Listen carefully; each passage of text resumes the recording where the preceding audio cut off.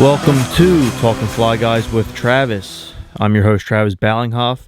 This podcast, I will be bringing you guys my analysis and opinions on the Flyers, as well as providing some unique interviews.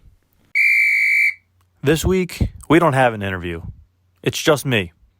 The reason for that is because I think the Flyers may spiral out of control here soon if they don't do something.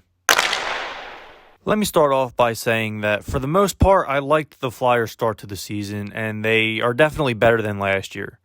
They've had some pretty good wins against some pretty good teams. They're in a good position in the standings, and they have a solid record, especially with a lot of new faces in the lineup. And on top of that, they've missed their best defenseman, Ryan Ellis, and their second center, Kevin Hayes, for most of it. That being said, there's been a lot of games this season where they've been majorly outplayed by their opponent. They've been able to win some of those games thanks to Carter Hart being one of the top goalies this season. They've obviously lost a lot of them too. Early in the season, when they were scoring a ton of goals, they weren't generating a ton of shots and they had an inflated shooting percentage. Hockey history has shown us that that isn't sustainable, and it wasn't. The Flyers are now in a serious goal-scoring funk. At the time I'm recording this, the Flyers are averaging just 2.68 goals per game despite the hot start to the season. Their power play is near the bottom of the league and continuing to get worse. Last episode, I told you Ryan Ellis and Kevin Hayes were both coming back. Well, both came back, but both got re-injured.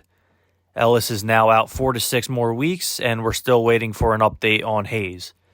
They're in a serious rut right now, and I haven't seen any signs of them snapping out of it anytime soon. The last time I talked to you guys, the team had just come off an ugly loss against the Toronto Maple Leafs. Since then, the team has played 5 games. The first was a win against the Carolina Hurricanes. Another game where they had trouble scoring goals, they were outshot, they were outchanced. Carter Hart played well, all the usual. But to be honest, the Hurricanes, they were 10-1 at the time, and I guess you should be happy to come out with a win, even if you didn't play well. The thing is, you don't want to make a habit out of playing like that because you can't consistently win like that. Sadly, that's what we're starting to see with the Flyers. The next game was the very next night. It was an incredibly ugly loss against the Dallas Stars. They had a good first period, but they were heavily outplayed the second and the third period. I do take this loss with a grain of salt, though, because it was a back-to-back in a different city and a different time zone. You could tell late in the game that the Flyers were simply out of gas and fatigued, and it's hard to blame them for that. After the Stars lost, they came home and took on the Flames. As you can probably guess, the Flyers had trouble scoring.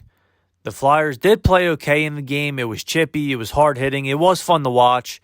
Both goalies stood on their head, and the Flyers were able to win 2-1 in overtime thanks to Cam Atkinson. Moving up, Couturier's got help. Couturier with the puck, Couturier, the shot, save, rebound, they score! Atkinson wins it for Philadelphia! 2-1 your final. But they are consistently only scoring 2 goals a game, and you can't win like that. The next 2 games I was in the press box covering for Broads Media.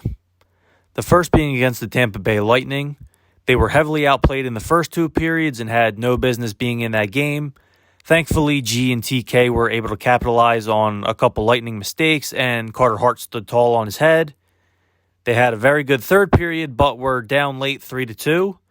But that's when Captain Clutch, Claude Giroux, scored his second goal of the game and tied the game with just 8 seconds left. On the draw. Giroux, shot, score!